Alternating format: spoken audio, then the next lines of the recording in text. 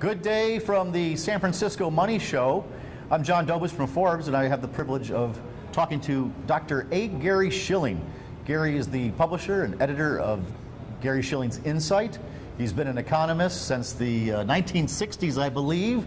Worked at Standard Oil, worked for Merrill Lynch, worked for George H.W. Bush. He's a veritable blue chip of the economic forecasting industry. Thanks, Gary, for Glad coming by. to be here. Glad By to the see way, you. about 10 years ago, 12 years ago, I was at your house in New Jersey. Gary's also a beekeeper, and we talked about housing as Gary was unloading bees from these stacks of, what do you call those? Supers. And you were smoking them out. Oh, yeah. And you had your vacuum cleaner, and you put them in the van and mixed yeah, the honey. right. You got a good memory, I John. do. No, but it was very appropriate because Gary, in excruciatingly clear detail, described what would happen in the next couple of years. We weren't sure of the timeline, but Gary got it on the head. This was housing, yeah. This was housing. Yeah. But now here we are, about 10 or 12 years later, talking about economic trouble on the horizon, perhaps, portended by the inverted yield curve. Is this always bad news, Gary? Yeah, well, every time the two-year Treasury note yield is fallen below the 10-year yield in a post-war period, you've had a recession, no exception. You've also had this collapse in long rates, as you know, for some time. I've been pretty much alone in forecasting 2% yield on 30-year Treasuries. And I started getting bullish on Treasuries in 1981 when the yield was 14.6%. Yep. It's been a wonderful ride because, of course, Thank you, yields Mr. go Volcker. down, prices go up. And I think that the inverted yield curve of weak industrial production, a lot of factors, earlier Fed tightening, they're telling us that we're already in or close to a recession.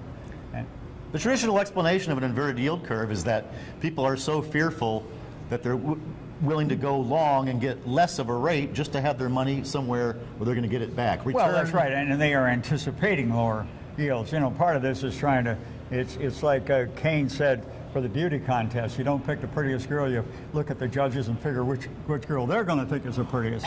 Now you go overseas though, and I think 16 trillion or something like that of world debt is yielding negative. Yeah. Now that's a mind bender. Well, but basically that means if you lend somebody money, you're not going to get it all back. Well, if you hold it to maturity. Okay. But of course, I've never bought Treasuries for yield. I couldn't care less what it is as long as it's going down because then prices are going up. And if you buy a German 10-year Bund now with a negative yield of 0.5%, if it goes to negative 1%, you make money. Good move. You know, appreciation. And a lot of institutions have to own. Do you think, though, that's an impetus for the flight into the U.S. Treasury long bonds? Yeah, because there's a yield advantage still of a couple hundred basis points in U.S. Treasuries versus most major countries' sovereigns.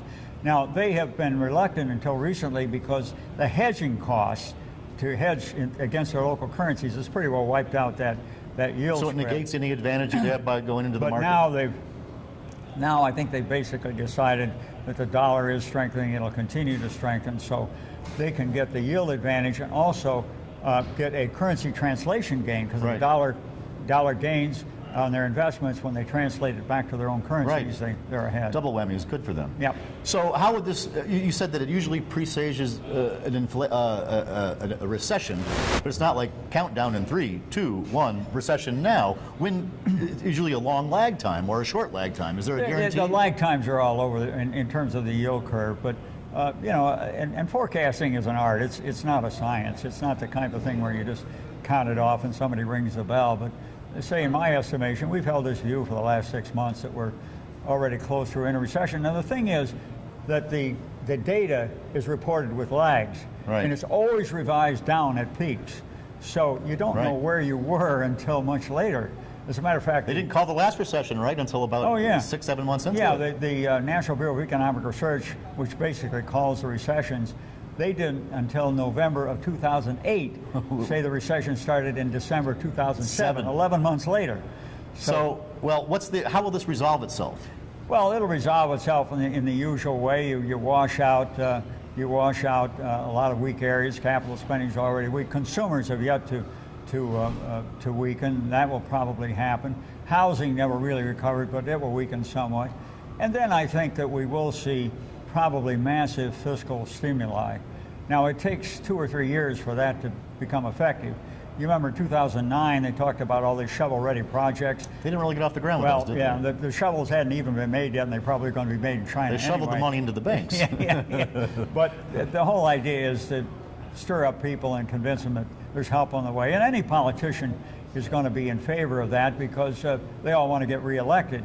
And now in Washington, there's no concern about deficits. You know, we've been running $1 trillion deficits, nothing's happened, so they sort of say, hey, that's not What do you important. think about that? You're a guy I've never been all that concerned about deficits. You know, there's a big difference in terms of an individual.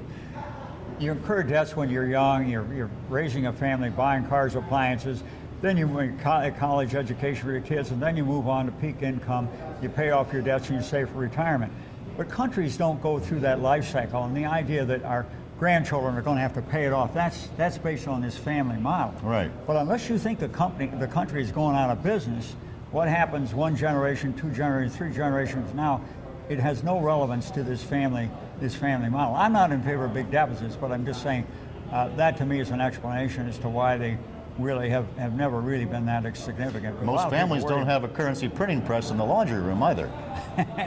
That's one big difference. And more importantly, you've got the rest of the world that respects the dollar. It is the international currency, and it does give us the right to abuse, and I use that word deliberately, abuse that privilege of being able to print. And you've got the world, which is, they want dollars.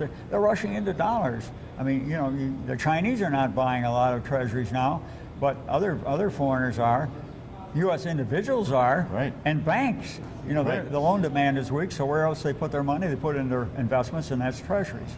Well, anyway, we're going to talk about China in the next segment. And right. So an inverted yield curve does not necessarily mean big-time well, disaster. As I say, if history's any guide, it means you've got a recession there. And it's really because longer-term investors see the economy weakening, inflation declining, less demand for anything else but treasuries, safe haven. And the Fed doesn't get around to realizing this until later. So when the Fed realizes that, they'll slice the short rates. They're zero bound. They don't bound over zero, and then the yield curve will go back to normal. And recessions are like catching cold. It does happen, and people recover from it. Oh yeah, right. Thanks, Gary. Okay.